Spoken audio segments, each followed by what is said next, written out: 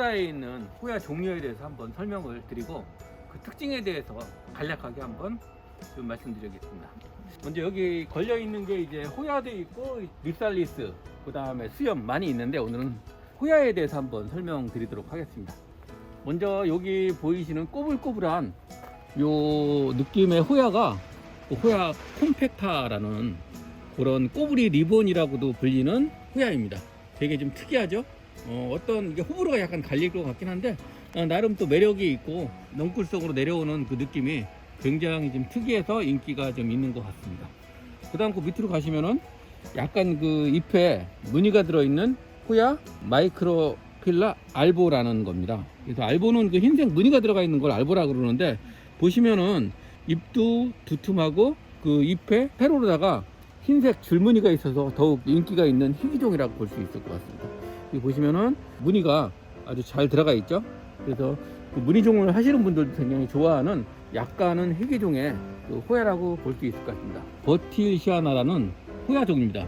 마찬가지로 이것도 넝쿨성이기 때문에 줄을 타고 올라가는 그런 그 느낌이 있습니다. 대부분 호야는 이런 식으로 그 행잉으로 줄을 매달아서 키우는 게 일반적인 그 형태로 키우고요. 그 다음에 이거는 지금 호야 중에서는 잎이 가장 크고 긴 호야 임페리얼이라는 호야고요. 잎이 긴 만큼 꽃도 상당히 크고 좀 인기가 있습니다. 어떻게 보면 약간 관엽 느낌의 그런 호야이기도 한데요.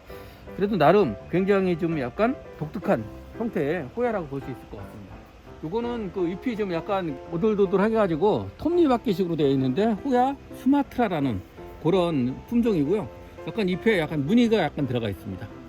그래서 요것도 보면은 좀 약간 특이한 그런 수종으로 불리고 있는데요. 나름 그 잎도 좀 박으면서 타원형의 잎이 굉장히 매력적인 호야라고 볼 수 있을 것 같습니다. 그 다음에 요거 같은 경우는 이름하기가 지금 힘들어요. 루카덴시아나. 저도 이거 이름 외우기 힘들었는데 루카덴시아나라는 호야 이거 행잉으로다가 이거는 늘어지는 형태로 이렇게 피고 있고요. 보시면은 이거 정리해주지 않으면 계속 그렇게 늘어지는 형태로 키울 수가 있습니다. 그리고 호야는 이 넝쿨성 식물입니다. 그래서 그냥 그 마삭이나 뭐 어떤 그 으름 이런 거와 마찬가지로 굉장히 그 나무를 타고 올라가거나 자생으로 크는 게 아니고 이런 큰 나무들을 타고 올라가는 그런 형태로 되어 있습니다. 요거는 좀 우리나라에서도 유명하죠. 뭐 스파이더라고 그 거미줄 느낌에 나가지고 스파이더라고 하는 호야 레투사입니다. 너무 예뻐요. 가장 인기 있는 품종 중에 하나고요. 일반인들도 가장 뭐 쉽게 이렇게 키우시기 좋은 그런 호야라고 볼 수 있을 것 같습니다. 그 다음에 요건 또 좀 특이하죠. 잎이 굉장히 뾰족뾰족한 호야 와이티. 와이티라고 그러고 와이티. 영어 발음으로 보면 와이티가 맞는 것 같은데 와이티라는 그런 품종인데요. 그 잎이 작지만 아주 풍성하기 때문에 이 느낌 자체만으로도 굉장히 인테리어 효과가 있고 집에 그 존재감을 나타낼 수 있는 그런 호야인 것 같습니다. 그 다음에 가장 호야 중에서는 인기종이라고 볼 수 있죠. 아마 아실 거예요.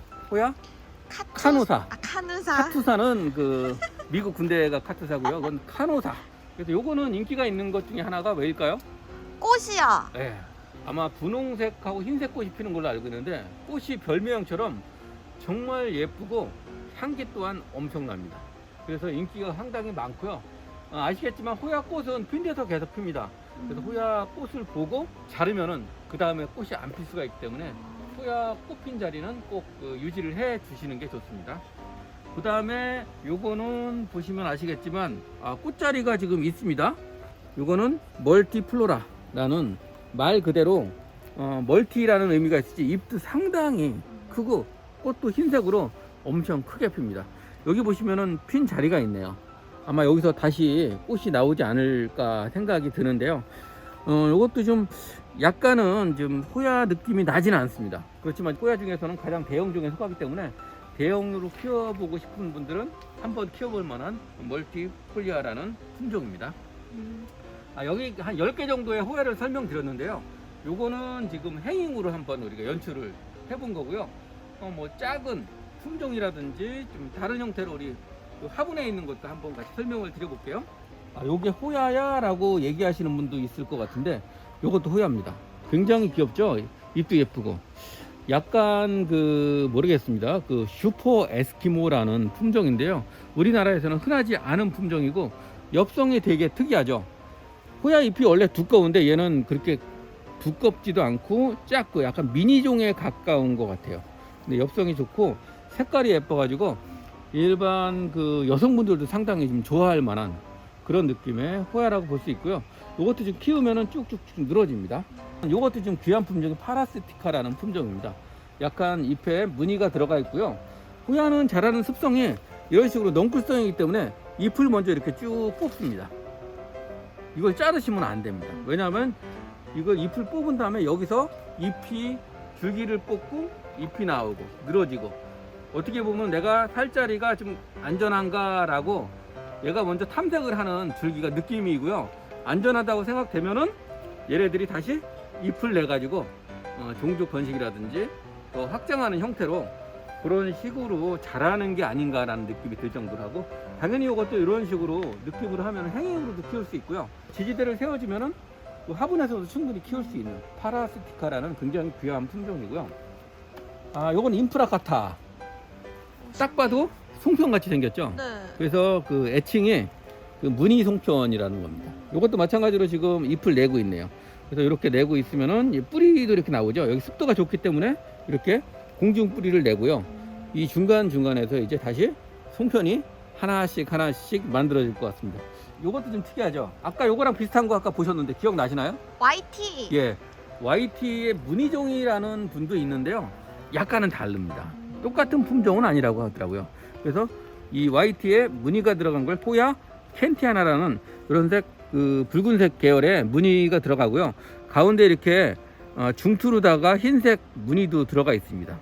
그래서 이런 식으로 이 전체적인 모양에서 가운데 무늬가 들어가는 것을 중투라고 합니다. 끝에 무늬가 들어간 거는 복륜, 가운데 들어간 거는 중투. 그래서 중투가 어떻게 보면 조금 더 인기가 있고 더 귀한 품종으로 통상적으로는 인정받고 있습니다. 그래서 호야 켄티아나.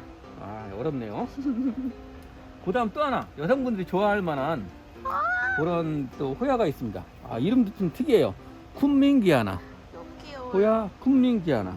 그래서 아까 슈퍼 에스키모랑 약간 좀 느낌이 비슷하지 않나 생각이 들어요. 그렇지만 요거는 또 잎이 동글동글해서 더 인기가 있는 것 같아요. 그래서 이것도 아마 좀 굉장히 좀 재미있는 형태로 키울 수 있고요. 요거 같은 경우는 그냥 화분에 식재해서 연출을 해 놓으셔도 굉장히 잘 어울리지 않을까 생각이 듭니다. 마지막으로는 호야 오브바타 바리에가타 라는 그런 품종입니다. 그래도 오브바타라는 품종인데 이것도 마찬가지로 무늬가 호야예요. 아까도 설명드렸지만 이렇게 가운데 무늬가 흰색 비슷한 형태로 들어가 있기 때문에, 노란색 흰색으로 들어가 있기 때문에 그 중투 무늬가 들어있는 호야이고요. 호야 같은 경우는 대부분의 호야가 이렇게 잎이 굉장히 두껍습니다. 이거는 어떤 걸 의미하냐면은 약간 다육이과다라고 볼 수 있습니다. 그래서 물을 너무 자주 주시면 안 되고요. 통풍과 배수가 굉장히 중요하기 때문에 통상은 코코넛 껍질이라든지 그 다음에 뭐 펄라이트 이런 걸 좀 많이 섞어서 식재를 하고 과습을 싫어하는 품종이다 라는 걸 알 수 있는데요.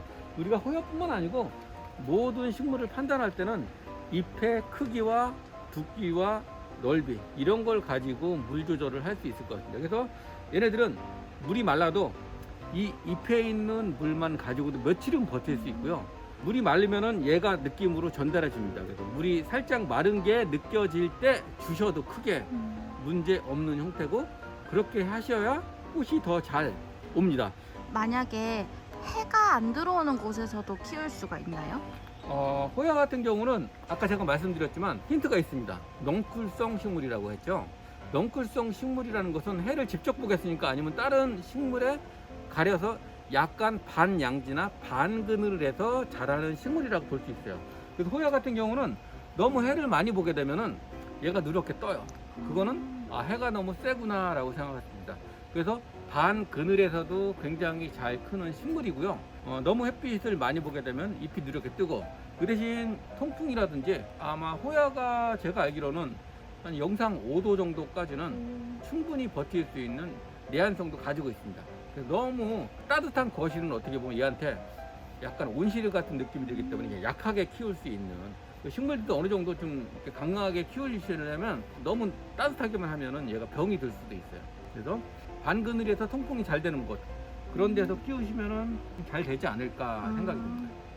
요즘 호야가 굉장히 또 좀 인기가 있기 때문에 여러분들도 호야 행인이나 또는 이렇게 분야에 심으셔가지고 한두 개 정도 키우시는 그런 재미를 이번에 한번 같이 느껴보시기 바라겠습니다.